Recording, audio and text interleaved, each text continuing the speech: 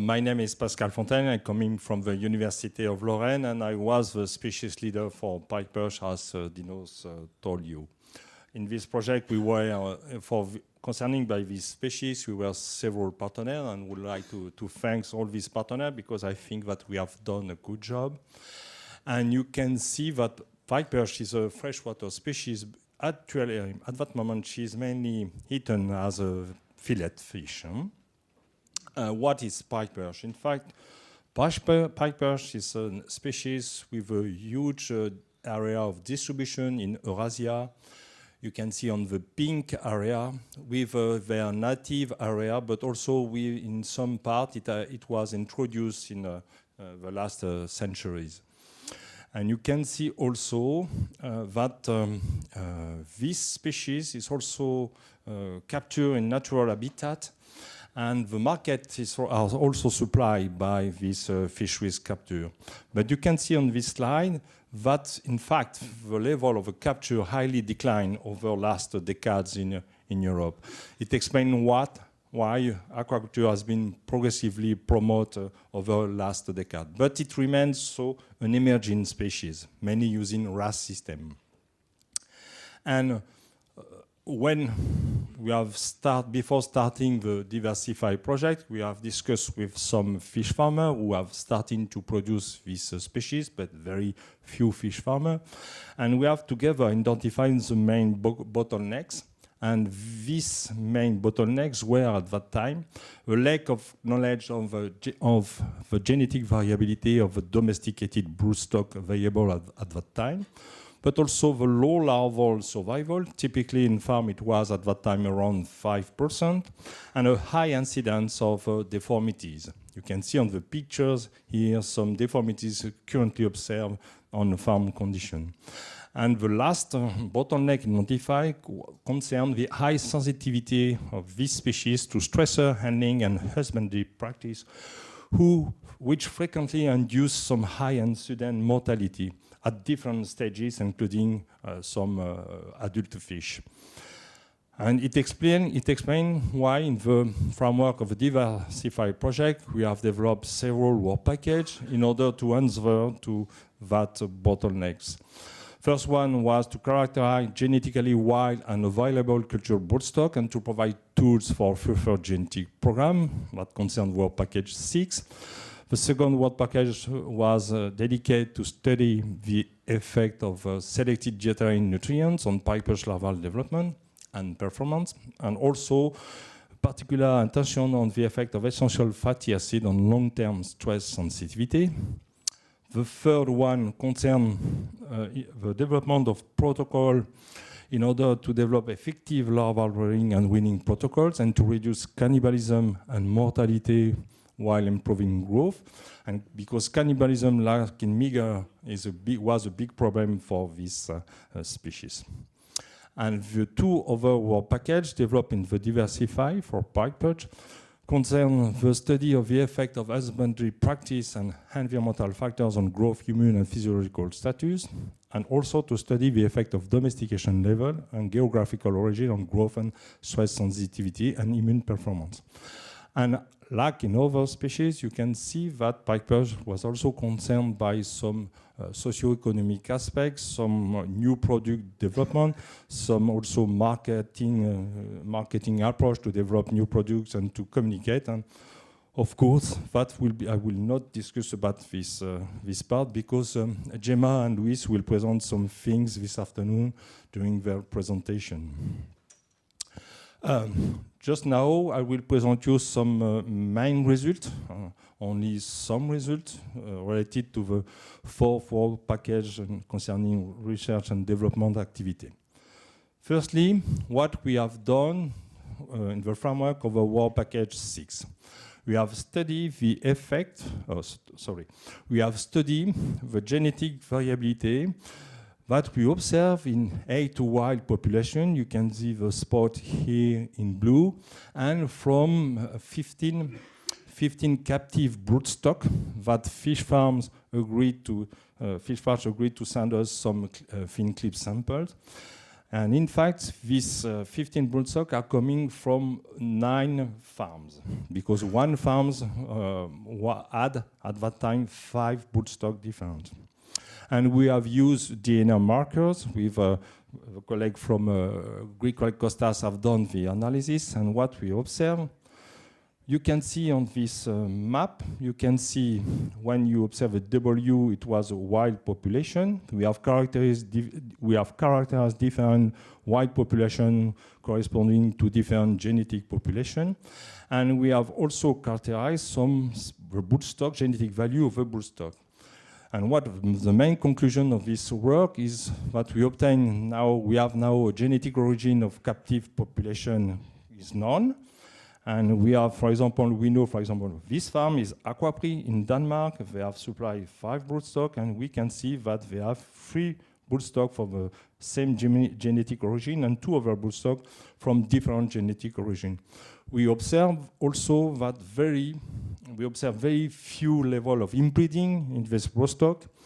And the third conclusion is that the number of alleles in domesticated population is slightly higher than that observed in the wild.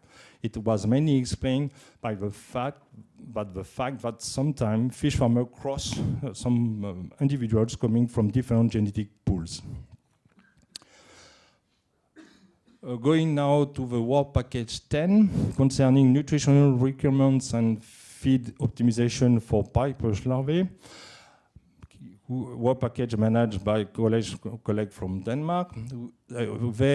We have studied the effect of lipids, vitamins, and minerals on growth and deformities of piper's larvae. Just some results. A task of this work package had concerned the influence of a level of phospholipids and essential fatty acid in formulated diets on growth performance, strength sensitivity, digestive tract ontogenesis. And the main result observed, as we can see on this picture, is the fact that an increase in phospholipids and highly unsaturated fatty acid level significantly reduce the frequency of several anomalies. And you can see here, it's a diet with increasing quantity on phospholipid, and you can see a decrease of deformities observed at the cranial level. Also here we observe a similar effect at the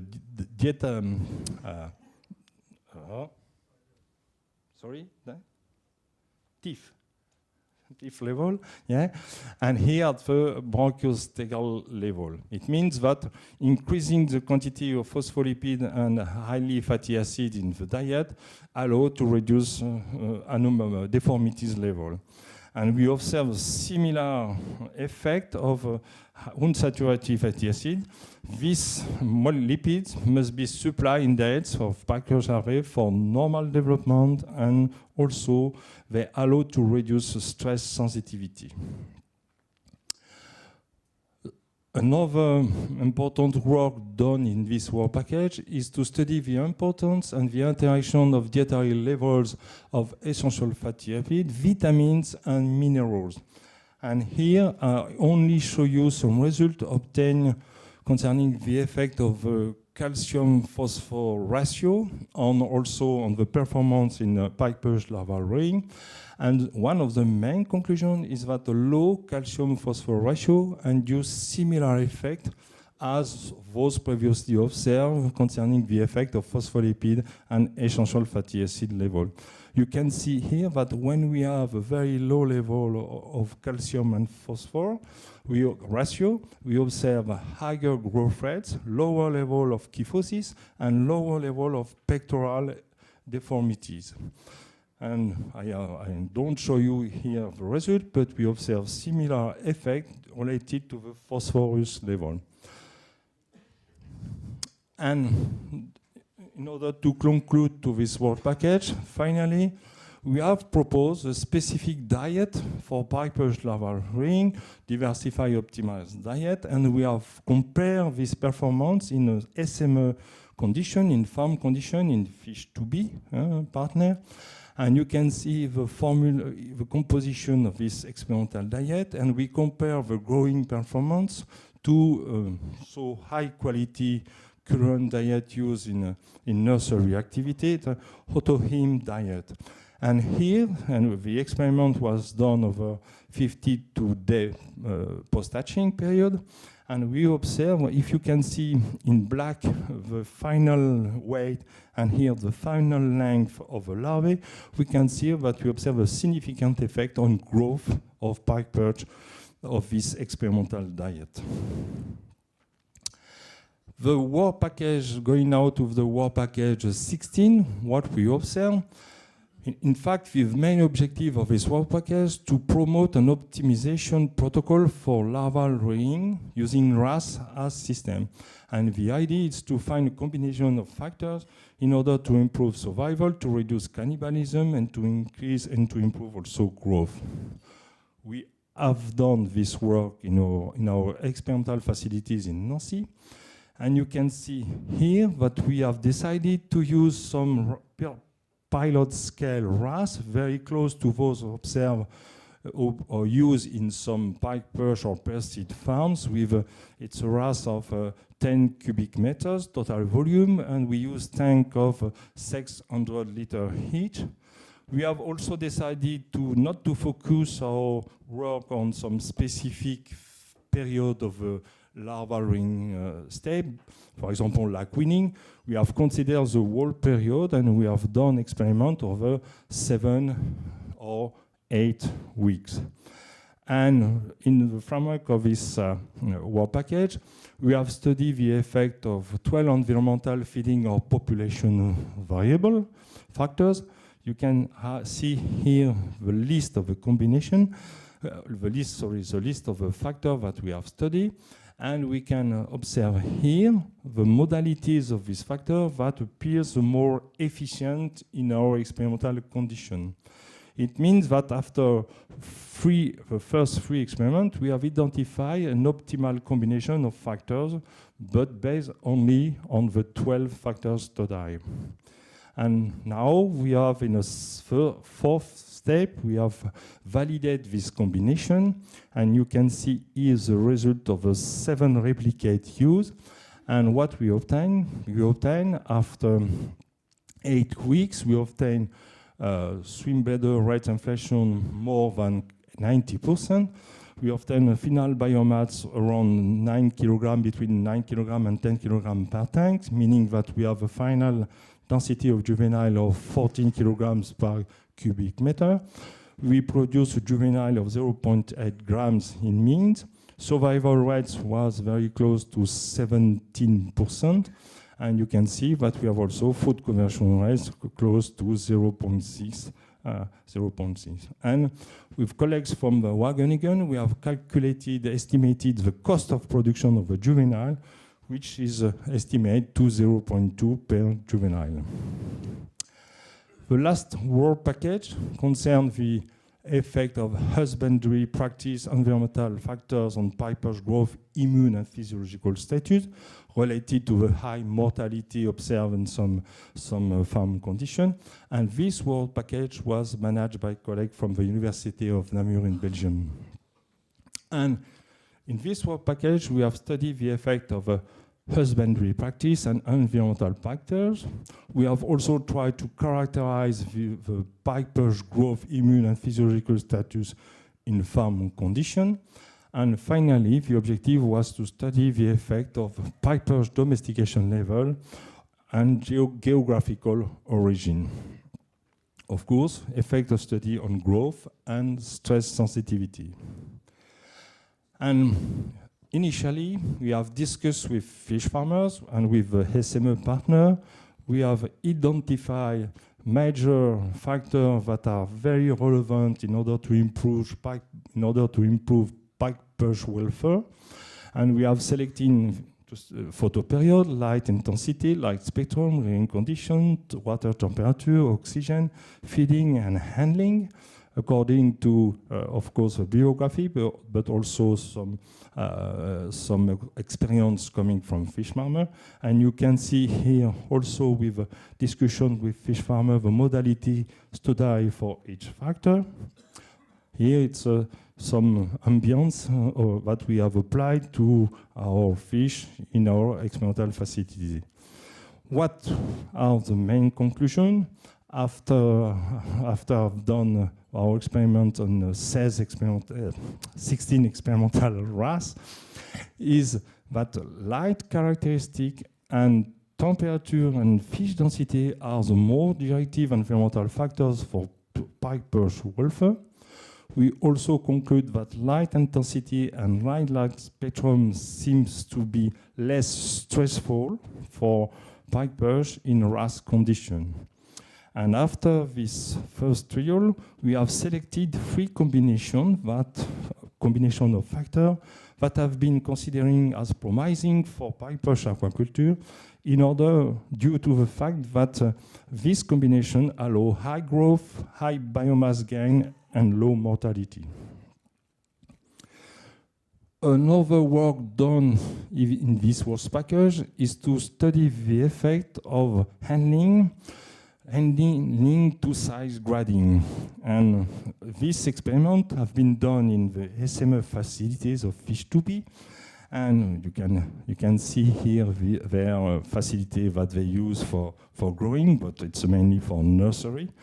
And you can see on this slide the answer of the fish at 2 times, day 49 and day 83. And you can see using some physiological parameters like cortisol plasma level, also glucose plasma level, that the fish that have been stressed by size grading show very, very significantly higher level of this parameter, indicating that these fish are very, very stressed. Conclusion, we observe a strong effect of size grading on stress marker. Global conclusion concerning pike perch, global result concerning what we have done in Diversify for pike perch is the fact that now we have a genetic basis for further breeding program. We have improved the knowledge about larval nutrition and larval husbandry practice. We have now a combination of factors and the diet which allow to obtain higher survival growth and lower deformity rates. And the last point is that we have improved husbandry practice for the grow phase, including growth and reduction of stress sensitivity. All these results have been presented to all fish farmers during a specific workshop that held in Nancy in 27, in June 2018, in our faculty in Nancy. During this meeting, 70 people participated to this meeting, and what it was interesting for us is the fact that the participants were mainly fish farmers, aquaculture system designer, consultant in aquaculture, or fish producer. And people are coming from 10 different European countries. And also, like as Alicia present, we have also give some technical manual to all participants in order to transfer, to disseminate knowledge obtained during this program. Now, what about the future? In fact, we want to continue to help the fish farmer who want to promote and to develop pike perch. Just to see you what is concretely a pike perch farm. Here it's Aquapri. We have visited this farm when IVAR has organized a diversified meeting on pike perch during the year 2015. In fact, it's a RAS that have been developed to produce 600 tons of pike perch, including different technology. And you can see here also used to solar panel, okay, to be autonomous in terms of energy. And our wish is to continue to help VIFA and to promote some research and development activity.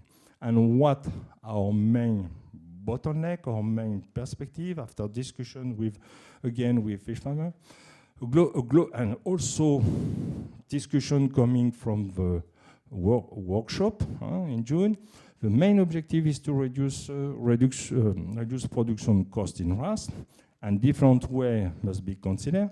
Improvement of growth performance by the development of breeding programs, the improvement of feeding strategy in order to decrease the cost of feed, but also the increase of the survival rates during the nursery period, because cannibalism is still a complex and minor bottleneck. Different way in order to find some population less aggressive, or to work on to optimize some dietary timing or feeding strategy. And other important point concern topic on quality product and marketing. Perhaps we have to promote some label or some reference in order to, for pike perch product, in order, for example, to use label like a local product in order to be more efficient against imported product, in order to help the consumer to identify this product. And the last point that have been discussed in the workshop, it's also to help fish farmers to have more exchange between their own experience. Yeah? And someone, for example, suggests to have somewhere a union of producers. Thank you very much for your attention.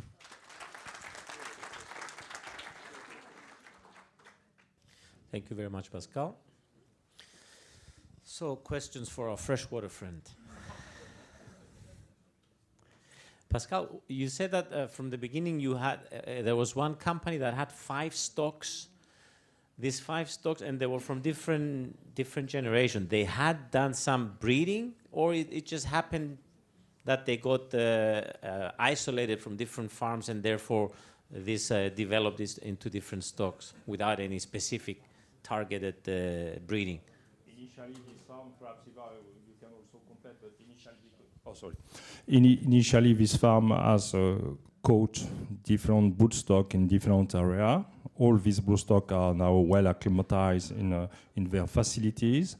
Their idea was initially to have a so large genetic variability, and I don't know exactly, but I think now it's F1 or F2 generation. It means that they have started the domestication process. I think they have all just now started some breeding program, just now. But I think that in Europe, perhaps it's the only one who has started with such program. So these different stocks. You can complete, perhaps, no? That's correct. Okay. So these different stocks that we had and we analyzed, they were the result of, let's say, not really targeted selection, just by keeping the stock and because they were taking offspring from them. Yes. Okay. I think as in many species, when you start, Right. people have some empirical approach. Yeah. They put fish, they succeed, some of them survive, and we are going to use this one. But they, in my knowledge, they have not, for example, have a complete analysis of the genetic variability available in the wild, and to look if some population have some more adapted characteristics for rearing. No, it's just some opportunity. But what is important for them is we work with Costas. It's clear that they have enough genetic variability to promote and to close their broodstock in order to avoid some pathological risk, for example. Not get any new animals from the wild. Okay. Yes, Laszlo. How far you have reached regarding the establishment of sturgeon? I mean, pike perch union or cooperation of producers, because the Nancy workshop was an excellent forum for these people, as you mentioned, and that would be good to have something similar events in the future after the termination of the project. I was at the beginning of this year in February. I was in Hungary, in Godolo. I have a present result of a diversified project, and also, but it was not in Europe. 2 weeks ago, I was in Russia, also to present result and to discuss about pike perch and things like that. That's fine. But we may move forward to bring these people together to establish maybe not a very formalized system, but at least a network, just an exchange of email addresses in the very beginning, and then we may see how we may proceed further.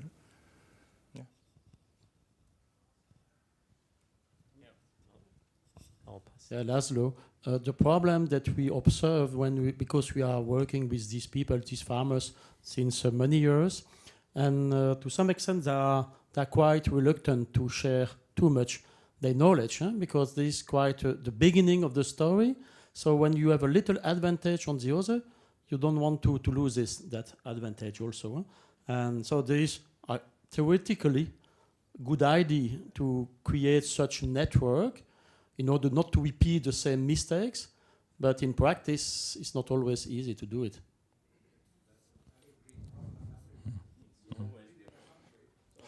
But what it was very interesting during the workshop, I think was you was already in a workshop in June.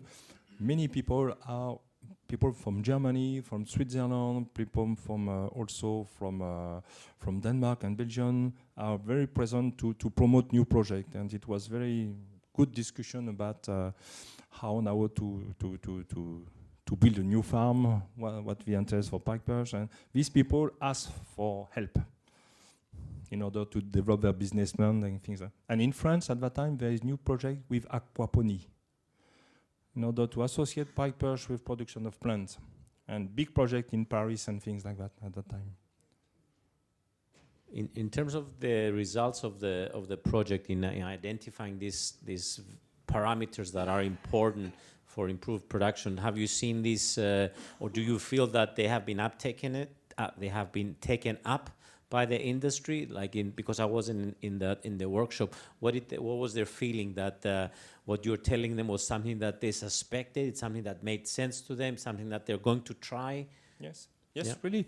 Many people ask about question about how to, for example, many people, essentially people who want to start a new farm. They need help for larval rearing, to optimize growth, etc. But people who have already started to produce, their main question is how to reduce cost product. And they need more and more details from our colleagues from Wageningen about their cost model and things like that. It was also, do you remember? It was a big challenge. Yeah, I just wanted to say that effectively it was a very vivid discussion. They were very interested to know if there was going to be a manual to produce the species. And it's true that normally fish farmers are not willing to share their knowledge. It's true, this is quite common. But they have common problems, and at least in that discussion that we had there, they were willing to be together to look for a solution for their problems. Like, for example, the feed management and feed cost and things like that. Okay. Yes, Patrick, please. Yes, indeed. So the technical advances, sometimes they don't want to share, but the common problems, of course, they want to discuss about that. And particularly the feed, because at the moment there is no specific food or feed for pike perch. So we are working at the nutritional aspects, but from an experimental phase, and to have some big companies willing to produce for a fish that is not largely produced in Europe, specific food is more complicated. And they complain about the feed cost, and probably because it's not totally suitable, efficient for the pike perch. It's a mixture between salmon or salmonid food and marine feed, like for sea bass and sea bream, because, for example, pike perch is not able to spare protein with the lipids. And this is the same that we know for turbot or for sea bream or sea bass. And the last point, just to confirm the interest of fish farmer, because at the end of this workshop, some fish farmer asked to have such meeting every year. If we have a project every year, we'll have a meeting every year.